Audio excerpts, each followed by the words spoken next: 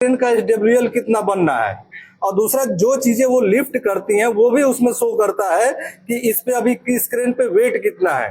तीसरी चीज है कि बूम का एंगल भी दिखाता है कि कितने डिग्री में है ये। तो ये डिटेल सारे आपको यहाँ पे मिल जाएंगे। बूम एंगल दिया हुआ है 67.39, क्रेन का radius 26 meter, load on crane. अब बात जैसे रिगिंग एक्टिवेट हो गया और लोड ऑन क्रेन, बोला कि लोड ऑन क्रेन, क्रेन पे कितना लोड होना चाहिए। या देखिए अभी ये इस क्रेन का 26 मीटर रेडियस पे इस क्रेन का एसडब्ल्यूएल जो बनना है वो 27.9 मैट्रिक टन बनना है। 27.9 मैट्रिक टन बनना है कितने 26 मीटर रेडियस पे। अब यहाँ पे लोड, क्रेन पे लोड कितना आना है, कितना देना है उसको, वो 18.1 मैट्रिक टन। तो हम लोग क्या करते हैं इस कंडीशंस में, अभी मान लीजिए यूटिलाइजेशन, अभी क्रिटिकल लिफ्टिंग यूटिलाइजेशन में क्या होता है, किसी भी क्रेन पे 85% से ज्यादा लोड नहीं होना चाहिए। जितना क्रेन का एसडब्ल्यूएल है उसको 85% से ज्यादा कभी लोड नहीं होना चाहिए। तो यहाँ पे यूटिलाइजेशन निकाला गया है कि यूटिलाइजेशन निकालने में 85% से ज्यादा तो नहीं हो रहा है ना। तो यूटिलाइजेशन का एक फॉर्मूला होता है कि crane on load into 100 upon crane SWL. ये यूटिलाइजेशन निकालने का फॉर्मूला है कि crane on load into 100 upon crane SWL, कि क्रेन पे कितना लोड है गुणे 100 करके और क्रेन का जो एसडब्ल्यूएल बनना है उसे डिवाइड कर दीजिए। तो यूटिलाइजेशन आ गया। तो यहाँ पे यूटिलाइजेशन जब निकाला गया है तो 64.8% आ रहा है, मतलब कि 85% से ज्यादा नहीं है। तो कोई दिक्कत नहीं, आप लिफ्टिंग कर सकते हैं। तो ये हो गया क्रेन ए का डिटेल, क्रेन ए पे इतना होना चाहिए।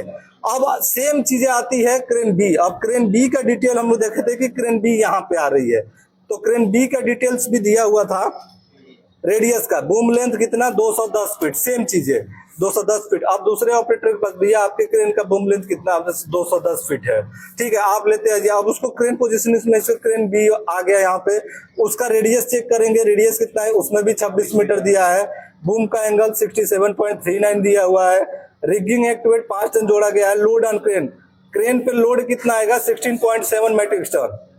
और एसडब्ल्यूएल ऑफ क्रेन, उस क्रेन का एसडब्ल्यूएल 26 मीटर रेडियस पे कितना बनना है 27.9 मैट्रिक टन। तो उसका जब यूटिलाइजेशन निकाला गया तो 59.8% हुआ। चलो इसमें भी कोई दिक्कत नहीं है, ये भी हो गया। अब क्रेन सी की बारी आती है। अब यहाँ पे हम लोग देखेंगे कि क्रेन सी लगाया गया, ये क्रेन सी है। तो क्रेन सी इधर आएगा, डी इधर आएगा, ई इधर आएगा। अब यहाँ पे आपको मिलेगा कि क्रेन सी का डिटेल क्या है।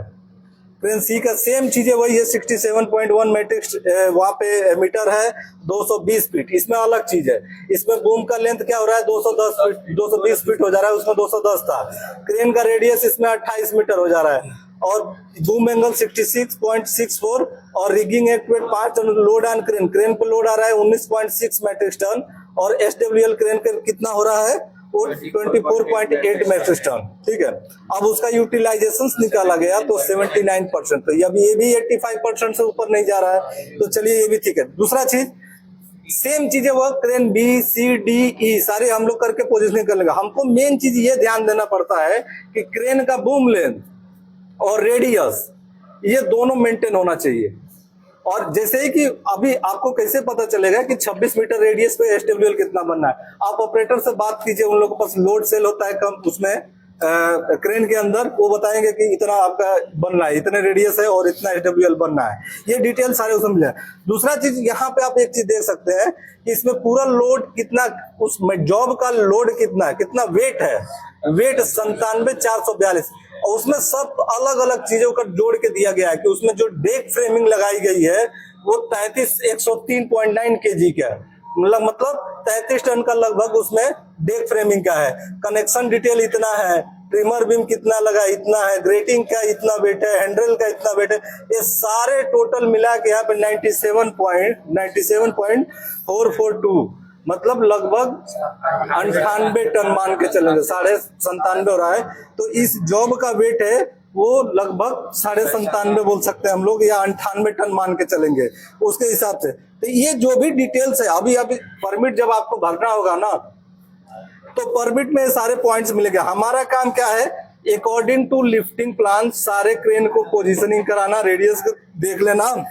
और इसमें ये काम और करते हैं हम लोग, एक पेपर लेते हैं और पेपर में एक चीजें लिख लेते हैं हम लोग। जैसे 5 क्रेन से हो रहा है लिफ्टिंग, तो 5 ऑपरेटर्स हैं, तो हर क्रेन का एक डिटेल लिख देंगे। जैसे हमने एक पेपर में लिख दिया कि क्रेन ए, और क्रेन ए पे कितना लोड आ रहा है।